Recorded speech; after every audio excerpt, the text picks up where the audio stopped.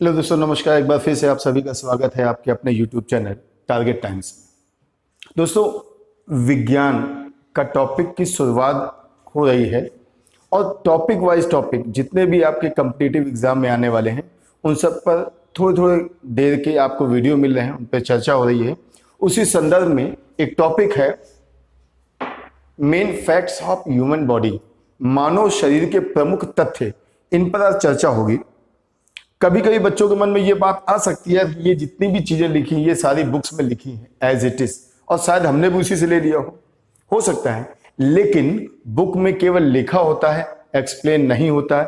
एक एक चीज का एक्सप्लेन यहाँ पे किया जाएगा, तो पूरा वीडियो आप देखते रहें और जो भी इस वीडियो के संदर्भ में आपकी राय हो उसको हमारे कमेंट बॉक्स में लिखें। चलिए स्टार्ट करते हैं वीडियो। सबसे पहले लिखा है कुल अस्थियां सबको मालूम है 206। 206 अस्थियां होती हैं। देखिए, ये वयस्क मनुष्य की बात कर रहे हैं। यही छोटे बच्चे होंगे तो उनके यहाँ हड्डियां जो होंगी छोटे बच्चों में वो लगभग 300 होती हैं। कभी कभी ये बात आती है कि बच्चों में 300 और हम लोग में 206 क्यों है।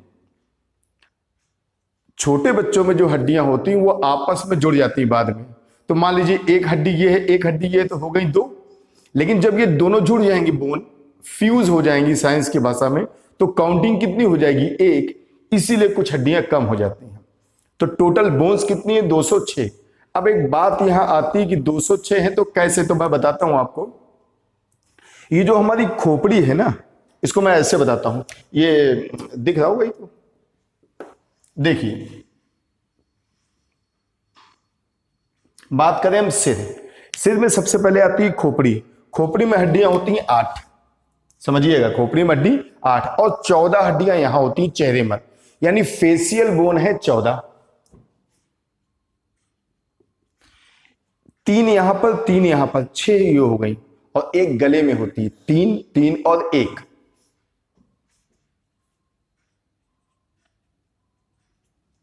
आप इनको ऐड करेंगे तो 14, 8 हो जाएगा 22।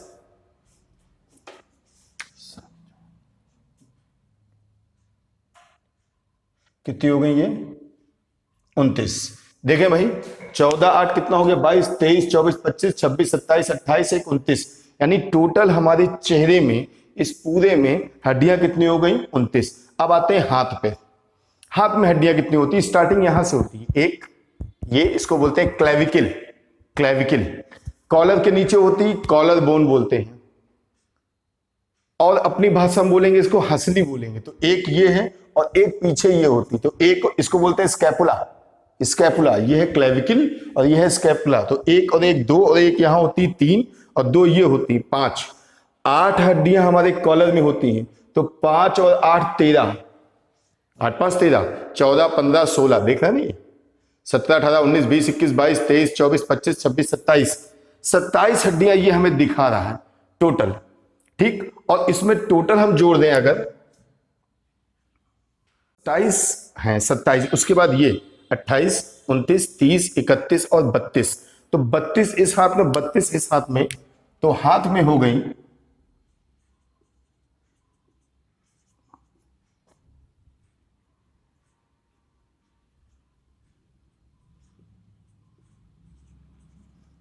पैर में एक एक कम हो जाती है। कुछ लोग सोचते हैं पैर में एक एक कम कैसे हो गया, ऐसे बता दूं आपको। हम जो गिनते हैं 1 2 3 4, पैर में 4 की बजाय एक ये होती, एक ये, तो 2 होती हैं। तो 4 की जगह 2 हो गई, तो 2 कम हो गई।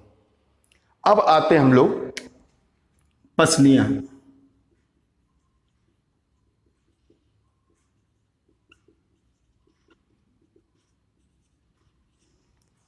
देखिए, पसलियां हमने 25 लिखी हैं, 25 नहीं होती, पसलियां होती 24। याद रखिएगा, पसलियां कितनी होती? 24। असल में क्या होता है, एक सिस्टम ऐसे होता है और हड्डियां हमारी पसलियां इस तरह से होती हैं, इस तरह से। तो ये जो बीच वाली है इसको बोलते हैं हम स्टर्नम। इसको बोलते हैं स्टर्नम। ये जो ये बनी बीच में, तो एक ये और 12 पसली इधर, 12 इधर।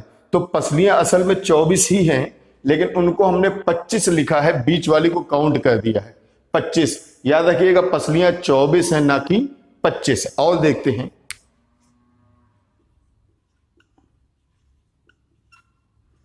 रीढ़ की हड्डी ये कितनी होती है? 26। रीढ़ की हड्डियां कितनी हो गई? 26।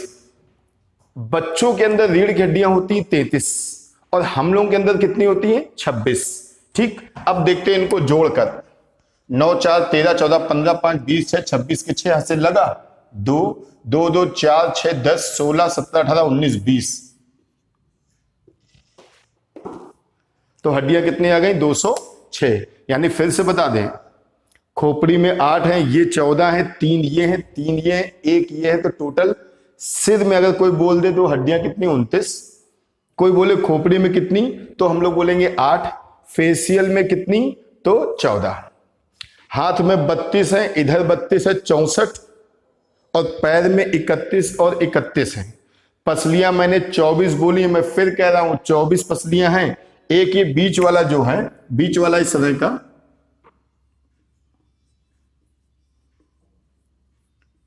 तो ये जो बीच वाला है इसको बोल रहे हैं स्टर्नम। ये पसली नहीं लेकिन इसी में जोड़ दिया है। और रीढ़ की हड्डी 26, तो टोटल हड्डियां कितनी हो गई? 206। एक क्वेश्चन यहीं से अक्सर बन जाता है कि पसलियों की संख्या क्या, तो बोर्ड पे लिखा हुआ है 24, और कभी कभी ये आता है कि खोपड़ी में हड्डी कितनी है। तो देखिए फिर याद रखिएगा, खोपड़ी में तो 8 हैं, लेकिन जब सिर की बात करेंगे तो 29 है। दोनों में अंतर है, खोपड़ी में 8 है और सिर में 29, क्योंकि सिर में खोपड़ी के साथ साथ चेहरा, कान और गले की हड्डियां भी शामिल है। क्लियर हो गया इतनी बात? ध्यान रखिएगा, पसलियां 24 है, 25 नहीं है। ठीक है, चलिए इसको रफ करते हैं। तो भैया हड्डियां हमारी कितनी हो गई? 206। अब बात आती है सबसे मजबूत अस्थि। इसमें बड़ा कंफ्यूजन रहता है, कई लोग सोचते हैं सबसे मजबूत अस्थि फीमर है, पैर की। गलत। सबसे मजबूत अस्थि ये होती जबड़े की।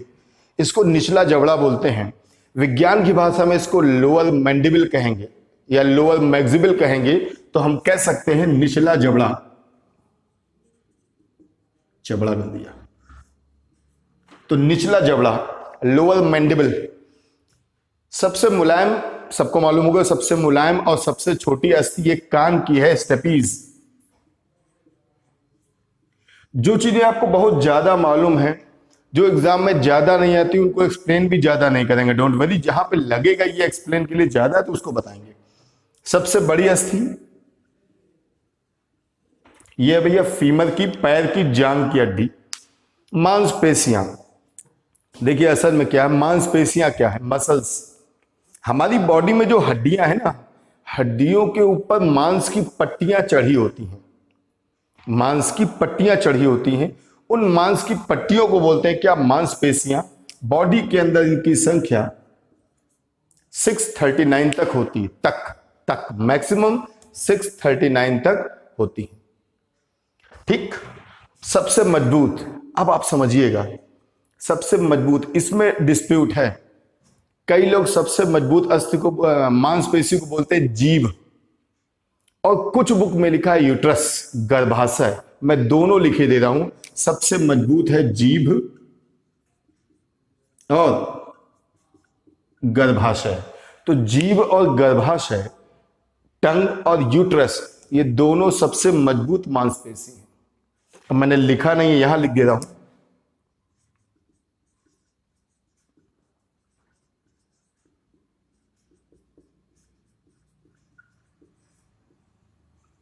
सबसे बड़ी मांसपेशी कौन सी है? सबसे बड़ी, तो आप याद रखिएगा, सबसे बड़ी मांसपेशी हमारी हिप मसल होती है। हिप मसल, हिप मसल, नितंब, जिस पर हम बैठते हैं। अपनी भाषा में बोलते हैं नितंब, इंग्लिश में बोलते हैं हिप्स, और साइंटिफिकली इसको बोलते हैं ग्लूटियस।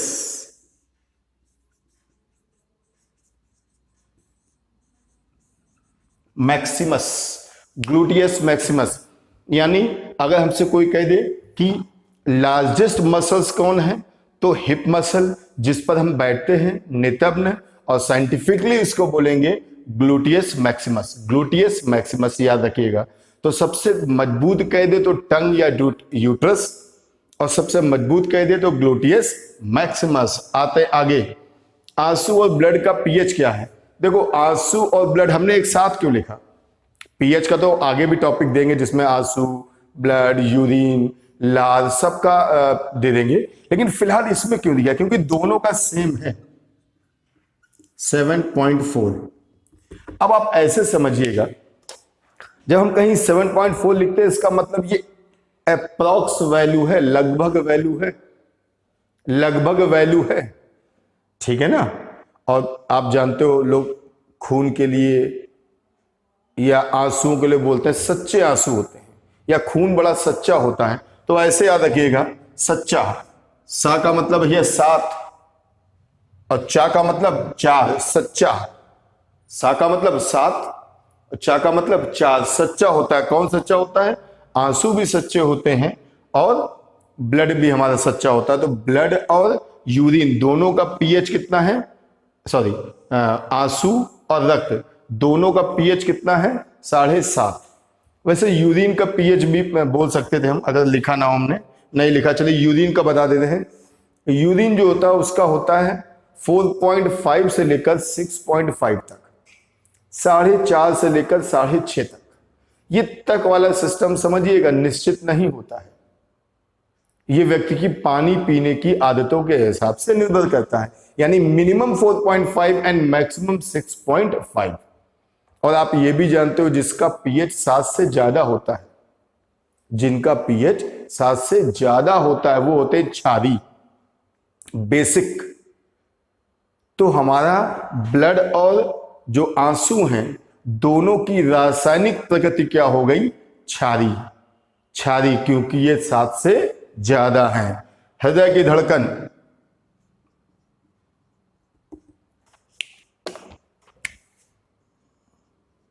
70 से 72 प्रति मिनट, 70 से 72 प्रति मिनट। हृदय की धड़कन को नापने वाले यंत्र को बोलते हैं स्फिग्नोमैनोमीटर। स्फिग्नोमैनोमीटर, वो देखा ना डॉक्टर वो कान में इसे लगा के वो धड़कन चेक करते हैं, इसको बोलते हैं स्फिग्नोमैनोमीटर। एक चीज और याद रखिएगा, हार्ट से संबंधित चूंकि बात हो रही है, हार्ट में एक चीज होती है इसको बोलते हैं पेस मेकर। पेस माने गति, मेकर माने बनाने वाला, गति बनाने वाला, गति प्रेरक। इसके हालांकि और भी नाम है, इसको हार्ट ऑफ हार्ट भी बोलते हैं, इसको ऐसे नोड भी बोलते हैं, इसको पेस मेकर, गति प्रेरक, ऐसे node, heart of heart, motor of heart भी बोलते हैं। तो हमारे जो हृदय की धड़कन है ना, इसको कंट्रोल कौन करता है? हृदय की धड़कन को कंट्रोल कौन कर रहा है? तो यही करता है पेस मेकर, पेस मेकर, ठीक है। और हार्ट बीट जो होती है इसको, इस पर जो इफेक्ट डालने वाले हार्मोन हैं वो भी हैं। एक आपका है एड्रीनेलिन, एड्रीनेलिन इसी को बोलते हैं एड्रीनेलिन, इसी को बोलते हैं एपिनेफ्रिन, इसी को बोलते हैं नॉर एड्रीनेलिन, इसी को बोलते हैं नॉर एपिनेफ्रिन। एक ये होता है, और कहीं ना कहीं कभी ना कभी इंसुलिन, सॉरी इंसुलिन कह रहा हूं, ये जो थायरॉक्सिन हार्मोन होता है, थायरॉक्सिन जो हमारे इस गले से निकलता है, गले में एक ग्लैंड होती है थायराइड, तो उससे निकलता है थायरॉक्सिन हार्मोन, वो भी हमारी हार्ट बीट पर कंट्रोल करता है। ठीक है भाई, चलिए आगे बढ़ते हैं। जल की मात्रा। अब ये क्वेश्चन आपके ISPCS SSC में कई बार आ चुका है कि शरीर में सर्वाधिक मात्रा में क्या होता है। तो शरीर में सर्वाधिक मात्रा में क्या होगा? जल होगा। और 70 से 75% याद रखिएगा, बच्चे के शरीर में पानी की मात्रा तो 75% तक होती है, और एक वयस्क मनुष्य में इसकी मात्रा लगभग 65% है। यानी हमारे अंदर ब्लड की मात्रा लगभग 65% तक होगी, लेकिन इसी जगह अगर 3 साल का बच्चा है तो उसके अंदर ब्लड की मात्रा होगी 75% तक। यानी बच्चों में पानी ज्यादा है, हम लोगों के में कम है, क्योंकि हम लोग क्या हड्डियां भी ज्यादा हो गई, हार्मोन्स, एंजाइम्स, सारी चीजें एक्टिव हो जाती है। इसलिए शरीर का तापमान ये सबको मालूम होगा, लगभग 38 डिग्री सेंटीग्रेड या 98.6 फॉरेनहाइट। लगभग 38 हमने लिख दिया है, 37 इसको कर दीजिए, 37 डिग्री सेंटीग्रेड या 98.6 फॉरेनहाइट तक हमारा बॉडी का टेम्परेचर होता है। जितने भी स्तनपायी हैं, जितने भी मैमल्स हैं, उसमें सबसे ज्यादा बॉडी का टेम्परेचर जो होता है वो दो जानवरों में होता है। एक तो बकरी, ये क्वेश्चन एक बार केबीसी कौन बनेगा करोड़पति पूछा गया था कि किस स्तनधारी के शरीर का तापमान सबसे ज्यादा है, तो वो बकरी है। और बकरी के बाद सेकंड नंबर आता है जिराफ का। जिराफ का बॉडी टेम्परेचर भी बहुत ज्यादा होता है। अब जिराफ का बॉडी टेम्परेचर इसलिए ज्यादा होता है कि उसका हार्ट और उसका ब्रेन, उसकी गर्दन लंबी होती है ना, तो ब्रेन उसका बहुत दूर होता है, हार्ट यहां होता है, तो इतना प्रेशर लगता है वहां तक जाने में कि अपने आप उसकी बॉडी का जो टेम्परेचर है वो ज्यादा हो जाता है। ठीक है भाई, चलिए आगे आते हैं। टेम्परेचर कंट्रोल, बढ़िया क्वेश्चन, बहुत बढ़िया क्वेश्चन, बहुत बढ़िया क्वेश्चन है ये। तो हाइपोथैलेमस, देखो इसको समझ लीजिएगा। ये क्वेश्चन अभी तक साइंस में मानव शरीर के जो तथ्य है उसमें सबसे ज्यादा हॉट फेवरेट क्वेश्चन यही है, सबसे ज्यादा बार यही आया है, हाइपोथैलेमस। यानी शरीर का कंट्रोल कौन सी ग्रंथि करती है, तो वो कौन है, हाइपोथैलेमस। चलिए, सबसे बड़ी ग्रंथि,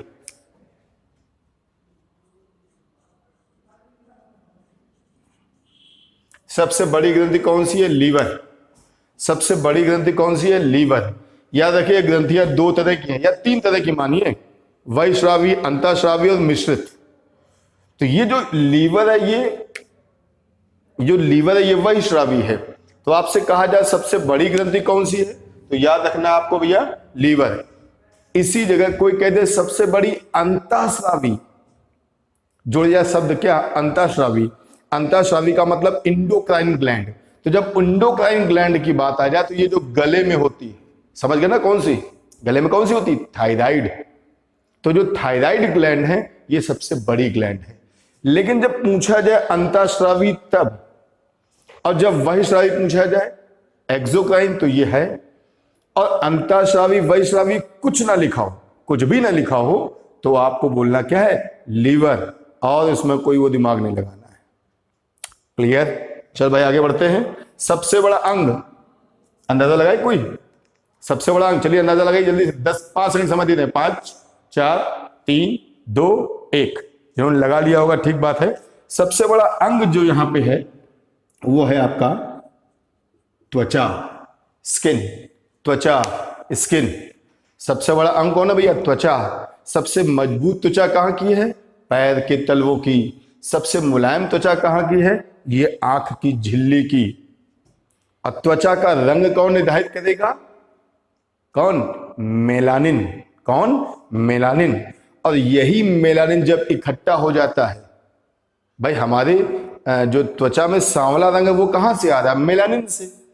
कभी कभी यही मेलानिन इकट्ठा हो जाता है तो बनाता है तिल। किसी किसी के चेहरे पे तिल होता है ना, तो वो तिल कहां से, वो सांवलेपन के इकट्ठे होने से बना है। और सांवलापन का मतलब क्या हो गया, मेलानिन। यानी त्वचा का रंग कौन डिपेंड, किस पे डिपेंड करता है, मेलानिन पर। चलिए, सबको मालूम होगा सर्वदाता यूनिवर्सल डोनर कौन, ओ, और सर्वग्राही कौन, ए बी। अब इनके विषय में ज्यादा जानकारी के लिए आपने चैनल को देखते रहिए। ब्लड का टॉपिक मिलेगा तो आपको उसमें दिख जाएगा कि सर्वदाता ओ क्यों है और universal acceptor, universal beggar A B क्यों है। सबसे छोटी ग्रंथि ये आपकी है पीयूष ग्रंथि। पीयूष ग्रंथि पिट्यूटरी ग्लैंड है। पिट्यूटरी ग्लैंड या पीयूष ग्रंथि इस जगह पे होती है, इस जगह पर।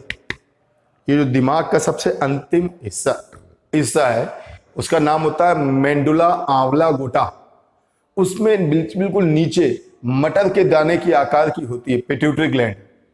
हमारी लंबाई को बढ़ाना, यह हमारी पूरी बॉडी में जितनी भी ग्लैंड्स हैं, ग्रंथियां हैं, उनको यही कंट्रोल करती है। कौन, पीयूष। इसीलिए तो इसको बोलते हैं मास्टर ग्लैंड, अधिकारी ग्रंथि। ठीक भाई, चलिए आगे बढ़ते हैं। मात्रा, रक्त की मात्रा,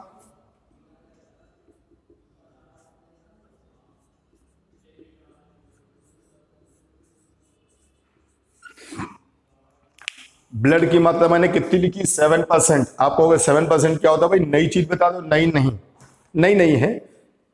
जनरल भाषा में बात करो 4.5 से 5.5 लीटर तक हमारी बॉडी में ब्लड होना चाहिए। 4.5 से 5.5 लीटर एवरेज सबके पास 5 लीटर ब्लड होता है स्वस्थ व्यक्ति में, जिसका वजन करीब 70 किलो हो, लंबाई 5.5 फुट से ऊपर हो या 5.5 फुट हो। देखो बताएं आपको, ब्लड जो होता है हमारी बॉडी वेट पर डिपेंड करता है। बॉडी वेट पर हम कितने किलो के हैं ये डिपेंड करता है। अगर कोई बीमारी नहीं है, उसको थैलेसीमिया नहीं है, उसको किसी तरह की एनीमिया नहीं है, उसको सिकल सेल एनीमिया नहीं है, प्लास्टिक एनीमिया नहीं है, कोई अगर बीमारी नहीं है, तो कोई व्यक्ति की जो वेट है, टोटल जितने वजन है उसका 7%, 7%, यानी कोई 80 किलो का है, पूरी बॉडी का वेट कितना है 80 किलो, तो 80 का 7% निकाल ले, उतना ही ब्लड होगा। तो ब्लड कितना होगा परसेंट के हिसाब से चलेगा। ठीक है भाई। लाल ग्रंथियों की संख्या कितनी है? 6। 6 कह सकते हो या इसको कह सकते हो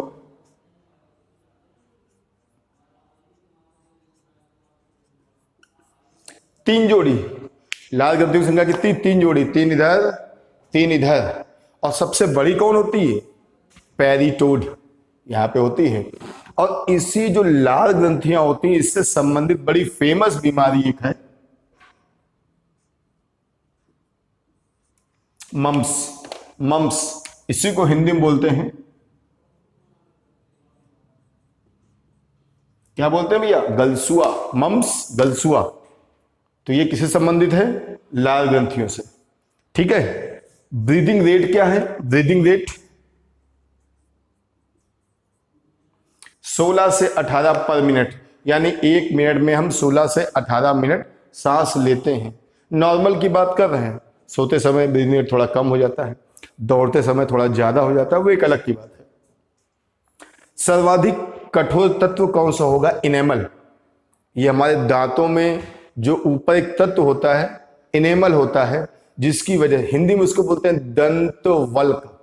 दंत वल्क, इंग्लिश में बोलते हैं इनेमल।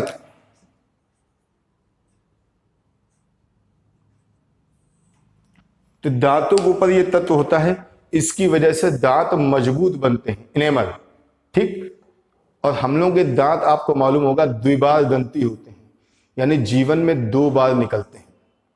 जीवन में 2 बार निकलते हैं। और विषम दंती होते हैं। विषम दंती, कोई कहेगा विषम दंती क्या है? दुनिया में इकलौता ऐसा मनुष्य है जिसके दांत विषम दंती है। इसका मतलब यह होगा कि मनुष्य किसी एक तरह के खाने को खाने के लिए बाध्य नहीं है। वो काटने वाला भी खा सकता है, नोचने वाला भी खा सकता है, चूसने वाला खाना भी खा सकता है, कुतरने वाला भी खा सकता है। और ये केवल दुनिया में हम ही कर सकते हैं। बाकी सब प्राणियों के दांत एक जैसे होते हैं और उनका खाना भी निश्चित होता है। तो ठीक है भाई, मानव शरीर के जितने भी तत्व थे सारे आपको बता दिए गए हैं। इस पूरे वीडियो को आप आराम से देखिए, और जो भी इससे संबंधित आपको लगे कि यार ये चीज़ कम समझ में आई या कुछ ऐसा रहा, तो आप उसके लिए हमारे कमेंट बॉक्स में जा सकते हैं। नीचे पट्टी चलती है, उसमें कुछ मोबाइल नंबर होते हैं, उन पर संपर्क करके भी आप उसके विषय में जान सकते हैं। ठीक है भाई। अगर वीडियो अच्छा लगा हो तो उसे आपको क्या करना है आपको मालूम है। चलिए मिलते हैं अगले वीडियो में, तब तक के लिए जय हिंद, जय भारत।